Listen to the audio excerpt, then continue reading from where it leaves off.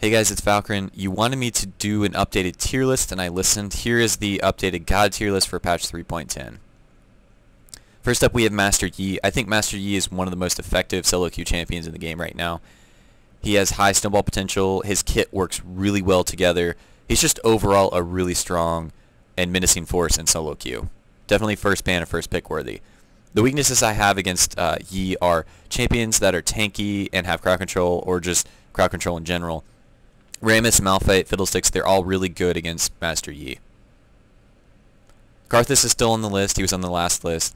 He still has the same global ultimate. He still has strong late game scaling. The only changes they did to Karthus were, I think they nerfed his defile ratio, and it was very slight, but it definitely hurt him. But he's still a really strong champion. The weaknesses I have listed are strong laners like Kassadin or LeBlanc. Now Twitch has seen a rise in play due to a lot of changes in bottom lane. Draven has seen a huge nerf to him, and Thresh has seen a nerf to him. So Twitch has seen a rise in gameplay. In OGN and in the LCS, Twitch has been picked quite a bit. And it's due to the fact that he is one of the strongest AD carry team fighting champions. His ultimate gives him a ton of range and a ton of splash damage, so he's really easy to use in team fights effectively.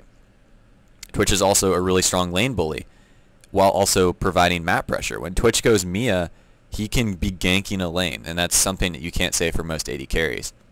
And the weaknesses I have listed with Twitch are dive champions.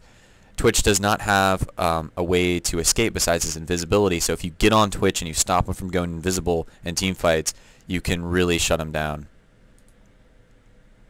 Fiddlesticks is still on the list. He's still one of the best crowd controllers. He does a ton of damage, and he can just win team fights in general, just by getting the fear off on the right target. I have Eve on this list. I should have included Eve on my prior God tier list, but I think that now Eve is especially deserving of this spot due to all the changes to other champions since the last tier list that I made. She provides incredible map pressure. She pretty much makes sight wards useless, and she can just snowball lanes really easily. The weaknesses I have associated with Evelynn: falling behind is the worst thing that can happen to you when you play Eve jungle, because you're not going to be able to do your job like you want to. You're not going to be able to initiate team fights effectively if you're behind in levels. Evelynn's very susceptible to counter jungling, because at level 3 she's not one of the stronger duelist junglers compared to some other tanky junglers. So if you're counter jungled, then there's not much you can do. She's very vulnerable in that aspect. Twisted Fate. Twisted Fate received a change to his passive. I think this change to the passive actually made him slightly stronger in solo queue, because it gives you more individual gold, which can give you an edge in terms of farming and getting items in solo queue and carrying the game. He still has that semi-global ultimate, really long wave clear and poke, and a low cooldown stun that you can just chain abilities together. Strong laners and roamers are really effective against Twisted Fate as well, like Kassadin, Diana, Nocturne. Those are all good examples.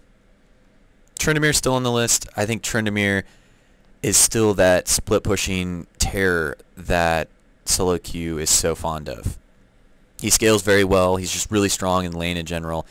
Anytime where you have a crit factor, a champion that's dependent on crit and has crit chance during the laning phase, you're going to have problems. Weaknesses I have associated with Tryndamere: crowd control, anything that lowers his attack speed, movement speed. Now Kassadin's still on here. He's probably going to be on here until he receives nerfs. He's incredibly lane dominant against AP champions. If you put Kassadin mid against an AP champion, he has a very strong advantage in that matchup. He has high snowball potential, really strong late game scaling. In general, Kassadin's like one of the best picks you can do in solo queue right now. And the weaknesses I've associated with Kassadin are just bruisers, early game disadvantage, and 1v2 swaps. Vayne's on here now. She is one of the strongest AD carry duelists. No, she is the strongest AD carry duelist. With Blade of the Rune King, mid-game, no one can really touch her 1v1 in a split-pushing scenario, besides maybe a burst caster. She has one of the highest AD carry scalings, and she's really good at killing tanks. And the weaknesses I have associated with her are mobile AP burst. People that can hunt her down and shut her down, like Kassadin Ari Fizz. Singed. Singed is still on here. Singed still applies that same split push pressure that he has always done. His kit is still really strong, and he has the potential to pretty much become that tanky, unstoppable force. Zed is on here now. Zed is a very strong duelist, has very high split pushing ability. In general, Zed is very effective in lane against most matchups, and there's a high skill cap to Zed, which is a good and bad thing. It means that if you practice and learn Zed, then you can do things that can win you games just based off of outplaying people with your shadows and whatnot. But weaknesses of Zed, hard crowd control, and other duelists. So a Fiddlesticks Fear in a team fight can really shut down Zed, or a Tryndamere also split pushing can be really effective against Zed. Now I have Annie still on here. I think she still deserves a spot. She has only seen buffs in the last patches or so. She's really effective and easy to use. Her laning and team fights are really... I mean, she's really dominant in the aspect that she gets stunned so often, she can just run in and do a ton of damage up front. And that's exactly what you kind of need in solo queue. You have the ability to solo people down and the ability to win team fights. So she has a lot of good things about her in terms of that. The weaknesses associated with Annie: she's really weak against poke and CC assassins. And last we have Rengar. I think Rengar deserves a spot on here until he sees the changes that they're talking about on the forums. He's still one of the strongest, if not the fastest, tower killers in the game. He's got high snowball potential in the right matchups. And Rengar building AD can almost instantly kill an AD carry late game out of stealth. So that's always really good. Weaknesses associated are just these strong laners top lane: Renekton, Jax, Darius, and a few others give Rengar a hard time top lane.